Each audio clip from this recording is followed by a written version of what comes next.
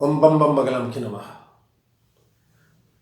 आज का तारीख है 30 नवंबर 2023, थर्सडे, बृहस्पतिवार है।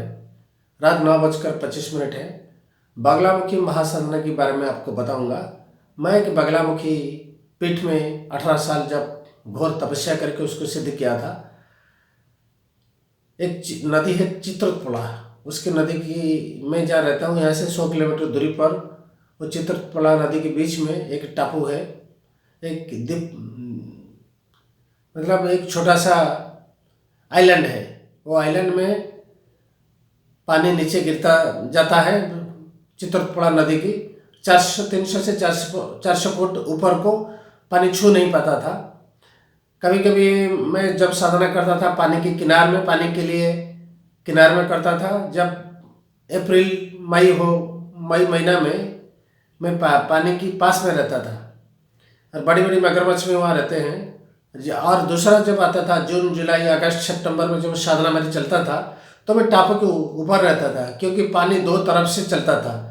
टापू की दो तरफ से 2-2 किलोमीटर बोट में जाने के बाद वो टापू में पहुंच पाएंगे जल में। और जल चित्रकूटा नदी में बहुत होता है, ऐसा 200-300 फुट जल भी रहता है। मगरमच्छ बड़ी बड़ी रहते हैं, इसलिए बड़ी सावधानी के साथ हमको साधना करना मुझे पड़ता था। मैं तो कई जगह में साधना की। ये चित्रकूटा नदी की साधना के बारे में मैं आपको बताता हूँ कि क्या उधर मेरा अनुभव हुआ था, कैसे बगलामुखी ने मुझे परीक्षा ली थी। और जब मैं वो पर्वत की चोटी में बैठ के साधना करता था, वो महीना था जुलाई की महीना, जल की धारा चलता था। वहाँ पर एक छोटी सा कुटिया है पर्वत के शिखर पर, वो आइलैंड में। जब रात होता था, शाम 6-7 बजे 8 बजे, तो एक यक्ष वहाँ रहता था। वो एक पेड़ था, बट वृक्ष। वो बट वृक्ष में यक्ष रहता था। वो यक्ष आता था, बड़ी बड़ी पत्थर वो फेंकता था, लेकिन पत्थर दिखाई नहीं देगा पर आवाज़ होता रहेगा कि एक बड़ा पत्थर वो फेंक देता था। पत्थर जमीन में गिरकर वो नीचे पर जो आइलैंड था नीचे चलता था। ऐसा आवाज़ होगा कि कोई बड़ा पत्थर अभी आपकी तरफ आ रहा है। ऐसा यज्ञ करता था। और माता रानी के साथ यही इच्छा था कि यज्ञ को बोल के मेरी परीक्षा वो लेता था। इस तरह कई दिन तक मैंने साधना की। कई टाइप का जीव जंतु मुझे खाने के लिए उधर आए, क्योंकि दोनों तरफ से पानी है, कोई आने के तो चांस नहीं है वहाँ, क्योंकि आइलैंड बहुत छोटी है। वो तो पानी की धारा है। इतना मैं जब जाता था, कोई नाव या बोट में जाता था और किसी लोगों के साथ में संपर्क रखता था, जो बोट चलाने वाले, वो मेरे खाने पीने के सामान के साथ जो भी हवन की सामग्री सब चीज़ लेके एक साथ में चला जाता था और टापू को, और टापू में रहता था। मेरी साधना वो 21 दिन 31 डेज की साधना मेरी था। और मेरी साधना चलता रहा। और भगवती ने जब मेरा 31 डेज हुआ, तब अचानक आसमान से बादल गरजने लगा। और महीना जब जुलाई में होता था, वो आसमान गरजता रहा। आसमान में अचानक बिजली बारिश आने लगा। और उसी दिन रात को माँ ने खुद प्रकट हुई। माँ ने कहा कि मेरी साधना तुमने बड़ी निष्ठा भाव के साथ संपन्न किया, इसलिए तुम्हारे साथ मैं रहूँगा। तुम्हारे जो भी मंत्र मुझे प्रयोग करोगे, स्तंभन, मोहन, वश्य, उच्चाटन, हर चीज़ में मैं तुम्हें मदद करूँगा। और तुम्हारे मुंह से दिया हुआ मंत्र जो भी जप करेगा उनका भी सिद्धि होगा। माँ ने वचन मुझे दिया था। मुझसे जो भी दीक्षा लेके मेरी मुख से निकल हुआ जो भी पीताम्बर की मंत्र कोई भी उपासना करेगा, जरूर उसको सिद्ध मिलेगा। सिद्धि तो हो ही जाएगा, इसका अष्ट सिद्धि उसको जरूर मिल जाएगा। और बगलामुखी साधना में जब मैं वहाँ करता था, तो यज्ञ कुछ दिन के बाद मेरे मित्र हो गया। यज्ञ हमेशा मुझे खाने पीने रहने की व्यवस्था वो जमा के मेरी मदद करते थे। अरे यज्ञ के साथ मेरी मित्रता ऐसा धीरे धीरे होने लगा। यज्ञ ने हमारे साथ एक एग्रीमेंट जैसा एक कमिटमेंट कर लिया कि मेरे बारे में किसको मत बताना, मैं तुम्हें मदद करता रहूँगा।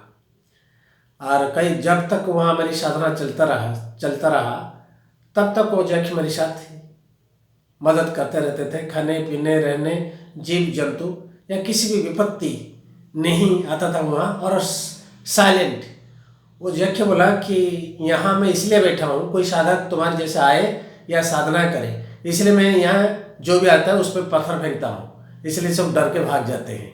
अरे तुम्हारे निष्ठा भाव से मैं प्रसन्न हूँ, तो माता रानी की परम भगत हो, माता रानी के आदेश से मैं तुम्हें परीक्षा लिया था, इसलिए मैं तुम्हें कोई डराने की मेरी इच्छा नहीं था, पर माता रानी की यही इच्छा था कि मैं तुम्हें ऐसा परीक्षा लेने के लिए मैं बड़ा बड़ा पत्थर तुम्हारे ऊपर में फेंकता था। एक जहरीला बेसल जीव भी वहाँ आया था एक दिन मुझे खाने के लिए, लेकिन वो धीरे धीरे मेरे ऊपर पास को जब आसन के पास आया तब अचानक यज्ञ प्रकट हो गया। बोला कि नहीं, तुम विघ्न डाल नहीं सकते। वो कोई दूसरा टाइप का एक योगिनी था, वो भाग गया वहाँ से, वो यज्ञ ने भगा दिया। और वो जो टापू है उसके नीचे बहुत सारी एक लोक है, वहाँ नागलोक है नीचे, वहाँ नागों की वास होता है, इसलिए वो लोग वहाँ आते हैं, खेलते थे, कूदते थे।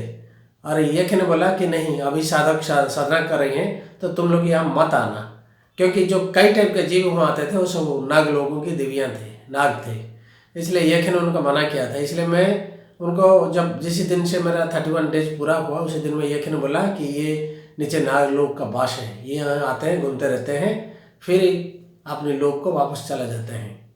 इसलिए जब भी तुम्हें आना या साधना करना, आगे जो भी इसी विद्या को सिद्ध करेंगे उनको जरूर बताना कि ये साधना में बहुत सारी परीक्षा आपको देना पड़ेगा, क्योंकि आनंद भैरव इसका भैरव है, वो कई टाइप का वो परीक्षा लेता रहेगा। और माँ की योगिनियाँ भी बहुत उग्र होते हैं, परीक्षा लेते हैं। हर परीक्षा में शायद माँ की कृपा रहता है, जो भी मंत्र की साधना करेगा माँ की कृपा रहेगा। इसलिए कोई सिद्ध पुरुष, सिद्ध योगी जो बगलामुखी को सिद्ध किया है, मेरा जैसा कोई सिद्ध साधक है, उनसे अगर आप मंत्र दीक्षा लेके इस विद्या को सिद्ध करेंगे तो बगलामुखी आपको बस 2-4 दिन में भी सिद्ध हो जाएगा, आपको दर्शन मिल जाएगा।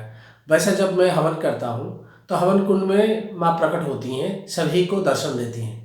अगर मेरे हवन जब चलता रहेगा, आप देखेंगे वीडियो कॉल करके कि माँ को आपको दर्शन जरूर मिलेगा, क्योंकि माँ के साथ मेरी ऐसा एग्रीमेंट, कमिटमेंट हुआ है कि जब भी मैं जहाँ भी जिस जगह पर भी माता जी को आवाहन करूँगा जरूर उधर वो आएगी, ना कभी नहीं करेगी। और जो जिस भगत के लिए, जिसके लिए जो भी इच्छा है वो जरूर हवन कुंड से उसको दर्शन देके उसकी मनोकामना पूरा करेगी। यही मेरी माता के साथ कमिटमेंट हुआ है। माता मेरी बातों में जरूर उसको मदद करेगी। आप मेरे चैनल को सब्सक्राइब कीजिए।